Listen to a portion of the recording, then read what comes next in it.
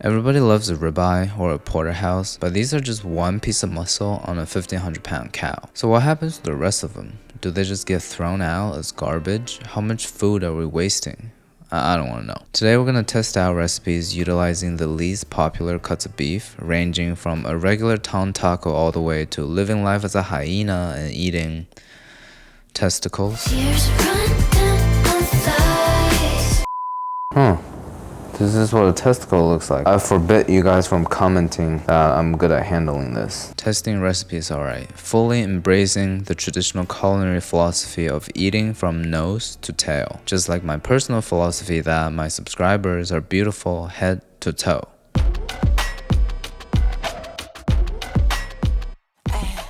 Oxtail was once a butcher's waste, but now a treasured cut in the stews of international cuisines. The only thing to keep in mind is to cook it for long enough to break down the structure. This recipe is about to be easy. First step of the oxtail recipe, according to the Jamaican grandma, is to clean it with vinegar and water. We soak it with vinegar because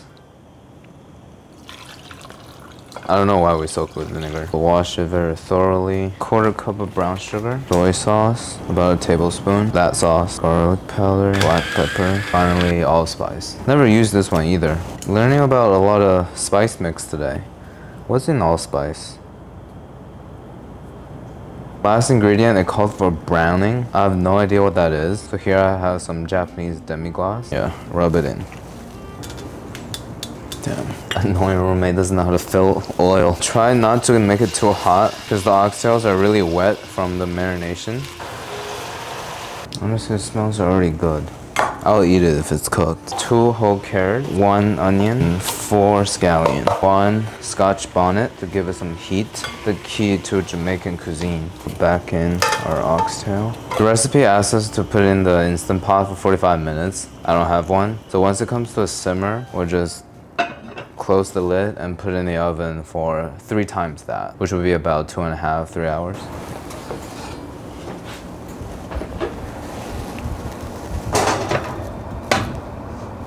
Ah, god damn it.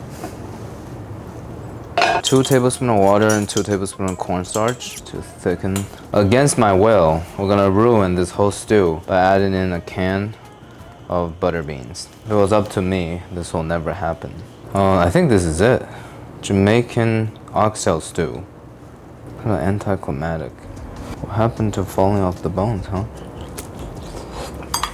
I can really taste the brown sugar. I definitely messed up by under braising it. This reminds me of the oxtail stew we had at Melba's. Man, just talking about it makes me salivate. It was the best I've ever had. This bowl I just made reminds me of that, not because of similarities, but because how much it sucks. The meat is too tough. I feel like a barbarian trying to chew on leftover bones before a pack of wolves come and attack me. And honestly, it's a little too sweet. With the texture and flavor both lacking, I have to give it a 6 out of 10. Moving on to the suet, the fat from around the kidney. It sounds kinda strange, so how come it's the second one of the day? I discovered that the rendered suet is just tallow. It's the most popular in British homes, especially in the winter. Essential for pies and puddings, cooked into stews instead of butter for that extra fatty flavor. Fun fact, it's even used for moisturizers and candles. Wow, Hailey Bieber better get this into Sephora.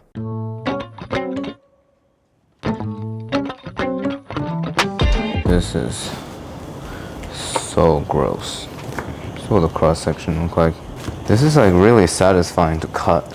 It's almost like knife through butter. Toss everything into a pot.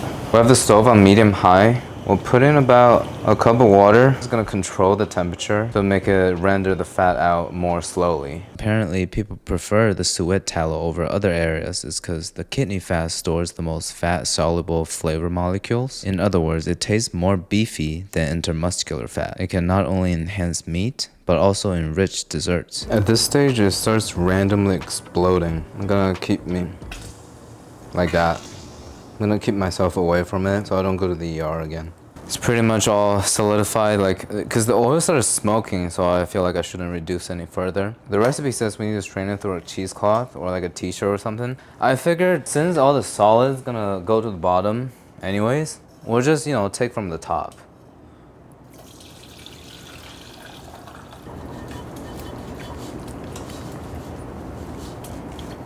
An overweight 50-year-old dad will call liquid gold. Check out this crispy bit. It's like a bad piece of bacon. For the remaining dishes of the video that involves oil, we'll be using the tallow from the suet. This will be the liquid gold for this episode. The beef tongue is either unused or adored by world cuisines. In Jewish delis in New York, they're smoked and sliced thin for sandwiches. That's a lot of tongue! In Japan, grilled as gutang over charcoal. And today, we're in Mexico, making taco de lengua, because I like my tongue in a taco. I'm filling this taco with my tongue. I put my tongue all over this taco.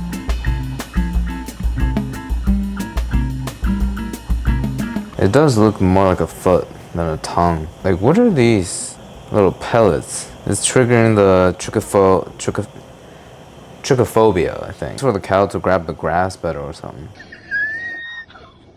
For 3 hours, 8 cloves of garlic, a whole onion, 5 bay leaves, 15 peppercorn, but I mean, who counts peppercorn, you know? Teaspoon of marjoram. I've actually never used it. Prominent spice in Greek cuisine. Mostly oregano, I think.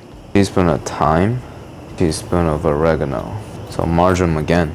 For stuffing the tongs, I'm whipping out my largest pot in the house. It's from my Maiden stainless steel collection. Maiden is the cookware brand trusted by chefs in some of the best kitchens in the world. Michelin star restaurants like Le Bernardin in New York. But what I love is that they're designed just as much for the home cook, like you and me. You guys know that I've been using their stainless collection for a while. I'm very impressed at the quality. It's made in Italy, 5-ply stainless steel, which translates to good heat control and retention. Oven safe up to 800 degrees, and the handles are designed to stay cool on the stovetop, but it can handle broiling oven if you need it to. Plus, the rim is rolled up so you can pour sauces without making a mess. It's those small details that matter. Check out the stainless clad collection and my other favorite cookware from Maiden by using the link in the description. They're running their Black Friday sale right now, up to 30% off. It's the perfect time to upgrade your kitchen.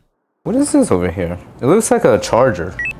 Alright, never peeled a tongue before, so we're gonna try our best. Oh my god, this is hot, yo. What is this? Oh, I have something going here. I thought it would be less gross, but we still have these taste buds. These are up here. An intrusive thought just entered my mind. Max, the meat guy, makes it look super smooth. He knows how to handle his tongs. It's like taking off a sock. Alright, you get the idea. So finally, took a while, like almost 30 minutes to get the skin off, and they immediately dried, and it's so tough. Do we have this skin? Like, if I cut the cameraman's tongue off and like peel it, a makeout sesh with a cow. So it's chilling in the fridge. It makes it easier to cut into these little cubes.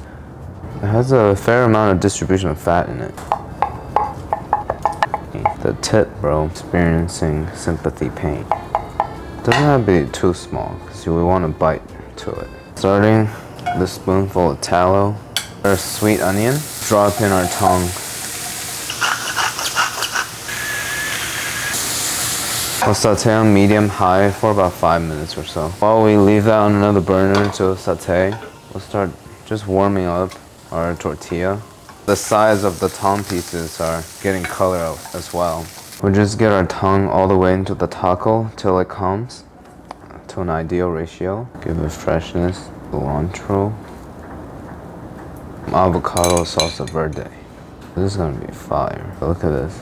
A lot of layers of flavors happening. I'm pretty confident that this will be the best bite of the day. The tongue is so tender and juicy, but at the same time, it has a little bit of a chew to it, that acidity on top, and the herbaceousness from the salsa verde. I can't believe my first time making tongue taco at home is such a success. I'm gonna give this a 9.5. The knuckle bones are the joints on the animal, a lot of connective tissues and collagen. They may carry little meat, but they carry life. In Europe, they fed the stock pot. In Vietnam, they became the backbone of pho, or should I say, the knuckle bone of pho. Today, we're gonna follow an Instagram steak chef's simple roast bone recipe. It's called a beef knuckle bone. Ugh. All I did was put it in the oven.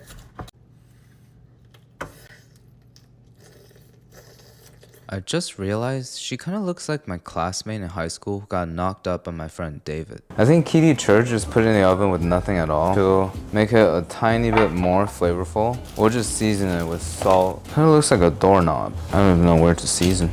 Cumin's super strong, so I'm not gonna overdo it. What position should it roast?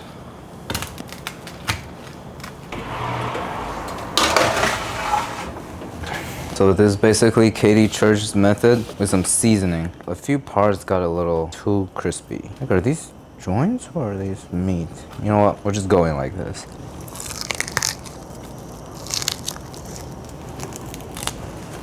Beef flavored gum. That's the only way I can describe it.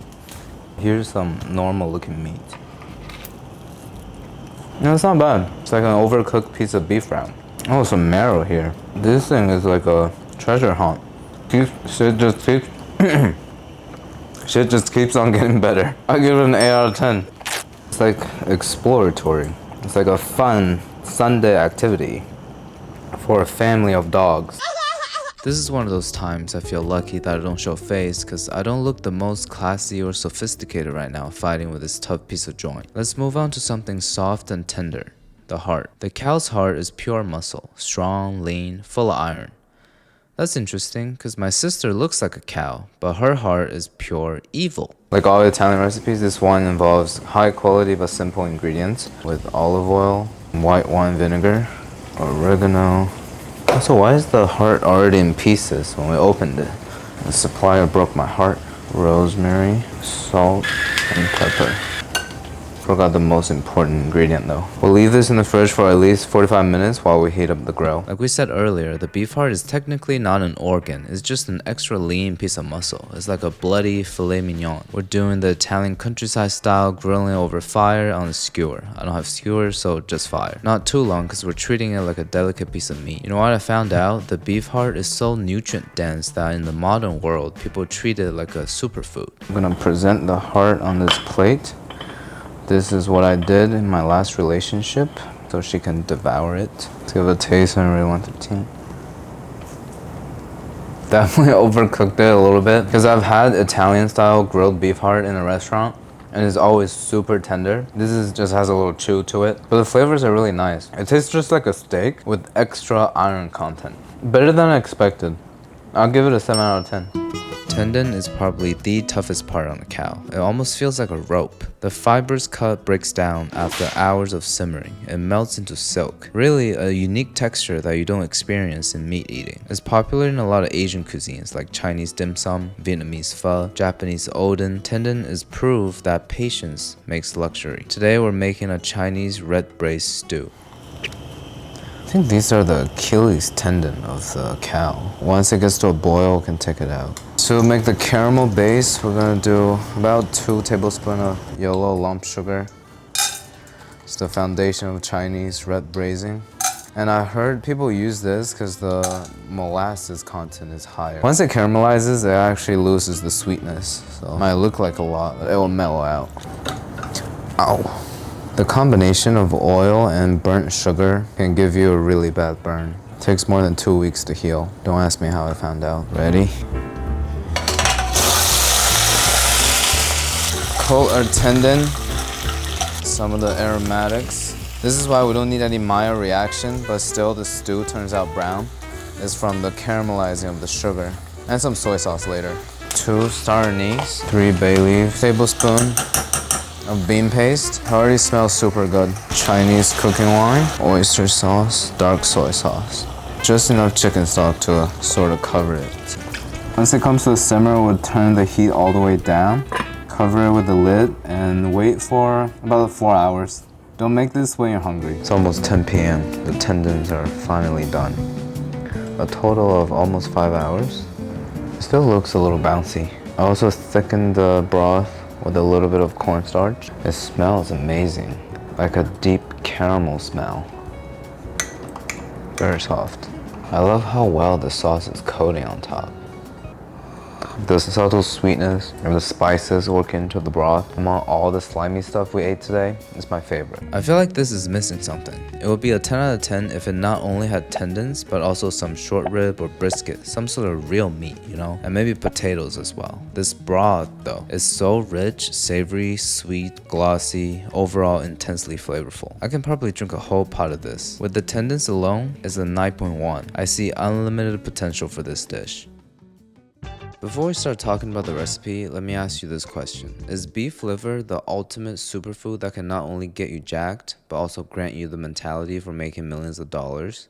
Yes. I guess the most common form of liver is foie gras, but New York City banned it due to ethical reasons and they unbanned it due to tasty reasons. Chicken and pork liver is also slowly making their way into charcuterie boards. Today we're gonna do a classic Northern African drunk food, the braised liver. I feel like a psychopath just touching this and like holding this bag. This feels really criminal. The first step to treat liver, we have to soak it in milk. Apparently the lactic acid is gonna draw out a lot of the blood and the funkiness. This is about to drip out. Milk time. The most diabolical way I've ever used milk.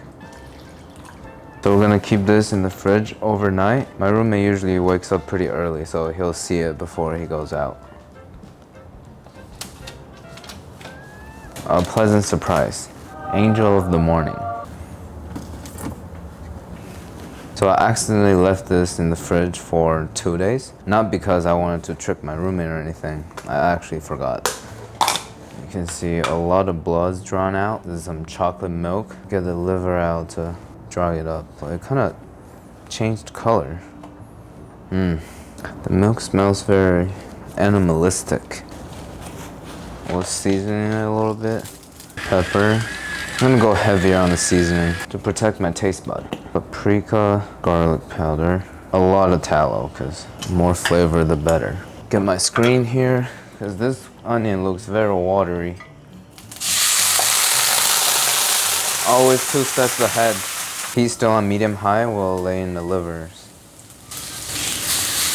4 minutes on each side till it's cooked. The liver is leaving a lot of fond on the bottom and it's kind of burning. I don't really trust that it's done, so I'll pick the smaller pieces to taste. It's supposedly one of the healthiest parts to eat. That is so tough. That's what it looks like.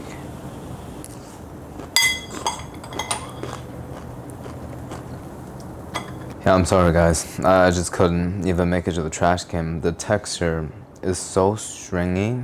It feels like I'm chewing down 1,000 blood vessels piling up. It releases this type of juice that's meadowy tasting. I guess the blood. The onion is actually enhancing the funkiness. This is gonna be a 3 out of 10 for me. The pancreas makes insulin, and for culinary purposes, veal and lamb pancreas are the most desirable. No pun intended, but I have beef with my pancreas because it always spikes my insulin level, leading to an acne breakout whenever I finish a whole family-sized bag of M&Ms. Today we're making the famous Filipino batsui. Kinda sounds like a sneeze. Batsui. Anyways, it's an aromatic pork organ soup, so to keep it kosher, we're gonna use multiple beef parts for this one. People call it sweetbread. That's the importance of naming. After I hear sweetbread, it kind of makes me want to eat it a little bit more, but touching it doesn't. The recipe calls for ginger. My ginger just got a bunch of mold on it, so I'm gonna replace it with some scallions. Once we can sort of smell the aroma, we'll put in the sweetbread. You know, these organs don't actually smell bad. I expect them to, but they just smell like steaks, like regular raw meat. You know what does smell bad though? Our next step is to saute it with about a tablespoon of fish sauce. This is gonna be rough. I'm catching the whiff. This is looking so unappetizing. Oy. Cover it with water to bring it to a simmer. Each step makes it look worse. It's squishy like a sponge. We put the spleen later because it's a lot easier to break down. It's like a water absorbent. It's like a gel. It's like slime. What am I doing? How come all other YouTubers are cooking Wagyu beef? I'm over here putting spleen and pancreas into water. Usually I don't skim, but this time I'm a little bit scared. Oh no. They're coming back up.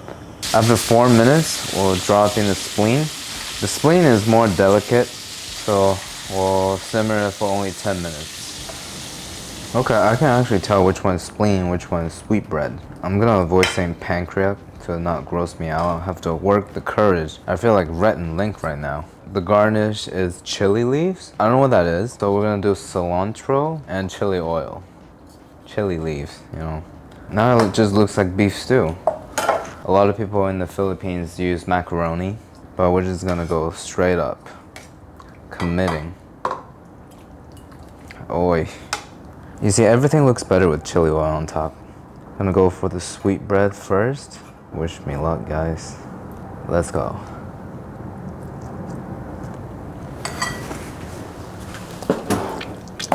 That aroma, bro. It smells like somebody simmered a pot of blood and crumbled up into a ball of dough and fed it to me. Spleen. Looks like tofu. I'm gonna think about crispy bacon.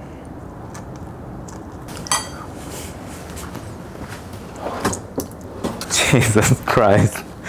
This tastes like gum made of blood, bro. Like, once you bite into it, it releases its juice. I try my best, guys. I don't think I can stomach it down. You know what? Just so that you guys don't get mad at me, I'm gonna have a little bit of the broth. Okay, even that's a little bit difficult. I'm not gonna rate this because I feel like I'm very biased, and also I don't feel like giving zeros out on this channel. So this will remain undecided. Fighting off my urge to use it to slap my annoying roommate's face, the spleen is a much less popular cut.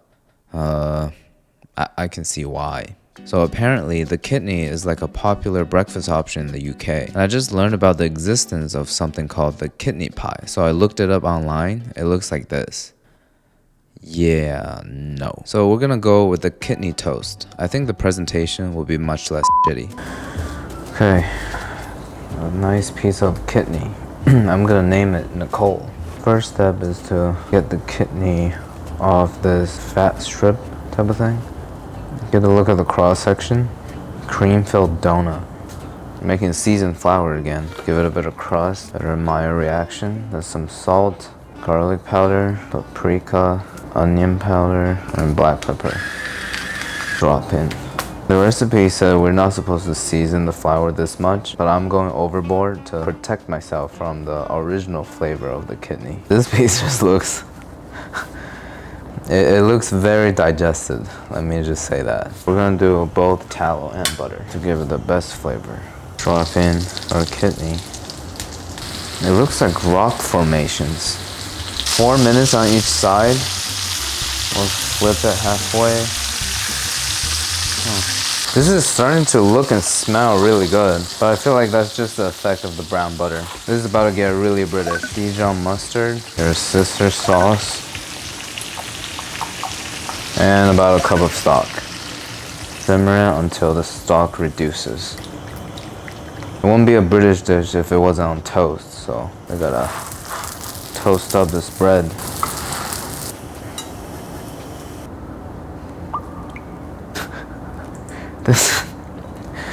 This piece, man. The resemblance is uncanny, let me just put it that way. The more I do it, you know, I think on my way to school, there's my neighbor with a dog. You know what, I'm gonna stop talking. This spread, probably, you know, I'll cut it into like a smaller piece. Alright, let's see what it tastes and rate it 1 to 10, huh? It tastes like overcooked steak. Because the sauce is so strong, it hides the flavor a lot. There is a little bit of gaminess and stinkiness to it. The sauce makes it very edible, and the fact that the toast has a lot of fat in it, I'll give it a 6.5 out of 10. I know a lot of you are into my cow feet recipe because it's full of bones, meat, tendon. The problem is though, the butcher that I ordered this from didn't cut it into small pieces. I live in a New York City jail cell, so I don't have space for those large stock pots, but don't worry, I'll figure out a way to make it work. We're gonna simmer it with some Caribbean spices. Sounds like a spring break in October. It's gonna take us at least 6 hours, so we're gonna make sure the base is simple. I don't want to disintegrate like a lot of vegetables. Tossing an onion just because I have too much. I'm gonna Put in some scallion. Some light color is fine. We don't want to caramelize or anything. Like 2 cups of water, tablespoon of bouillon powder, paprika, thyme, cayenne, salt, crayfish substitute. I don't know what that is. I'm just gonna use fish sauce. I feel like it's the same idea. I wonder if we can cut it down.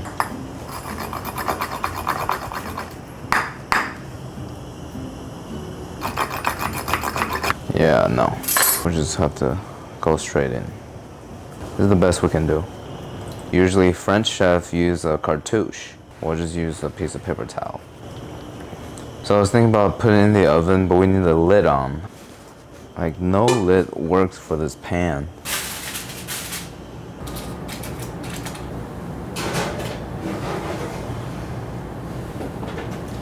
If I open the oven door and smoke comes out, I'm gonna be so mad. Huh. Not as bad as I thought. Oof. That looks rough.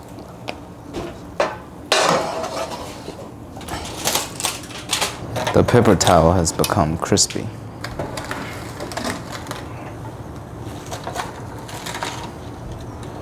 Crispy paper towel, guys. Never seen that before. This is roasted cow foot. What's that sound?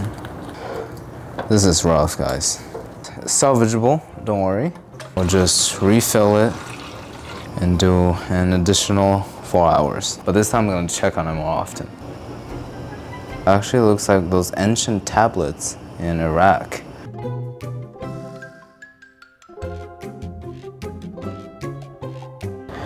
It has been 7 hours, bro.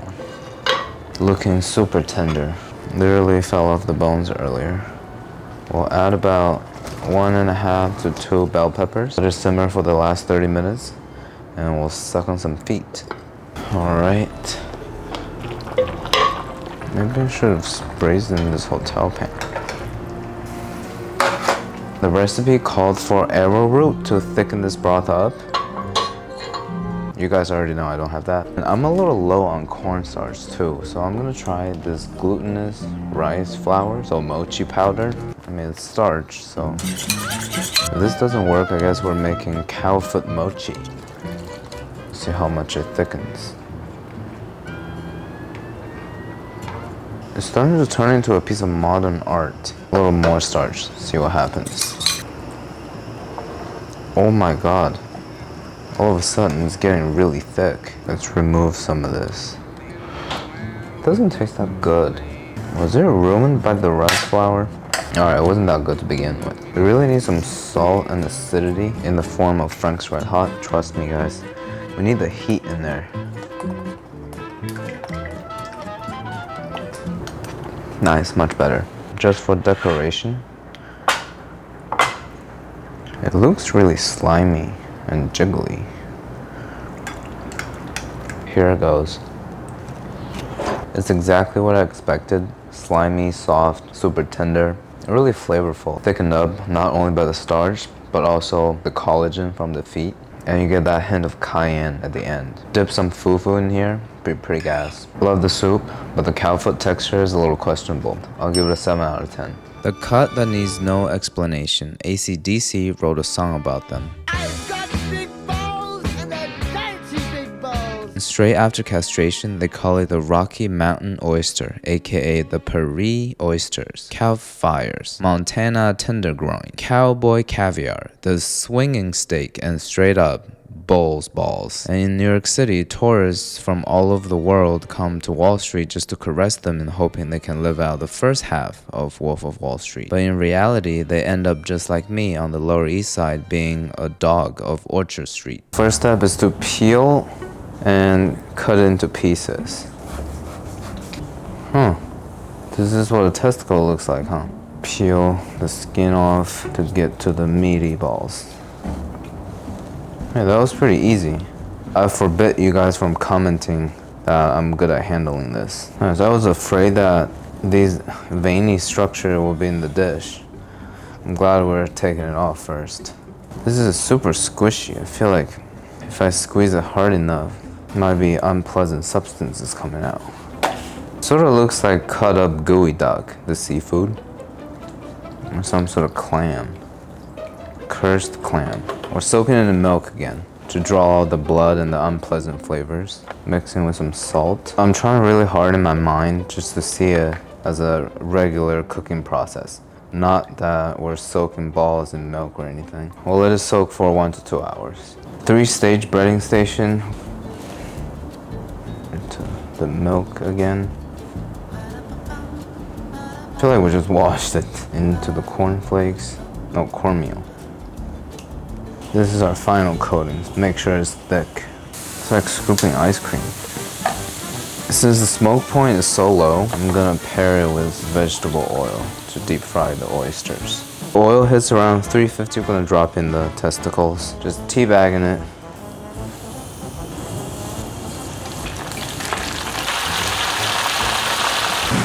About 5 minutes, golden brown. Take these oysters out. Season immediately with some salt, garlic powder, some paprika.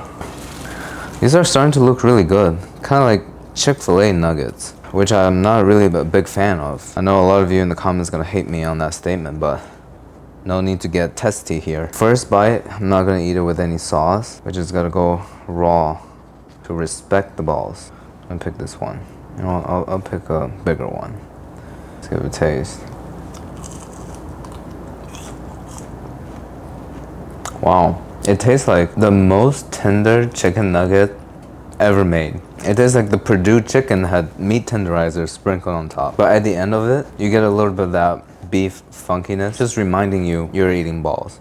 Not as bad as I thought. And the cornmeal exterior gets so crispy and crunchy. The seasoning is nice too. I'm gonna have to give this a 7.5. Not the worst thing we had today.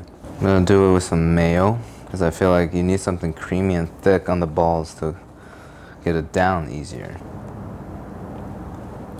The nose to tail philosophy kind of made me realize that life is like a cow, you know? There are the tenderloin moments we all want more of, and then there are parts that we'd rather throw away. Meatpacking plants can toss the offals, but we don't get to skip the tough, messy cuts of life. Unfortunately, we have to live with them. But it's when you embrace the least desirable parts of life, you can truly make it yours.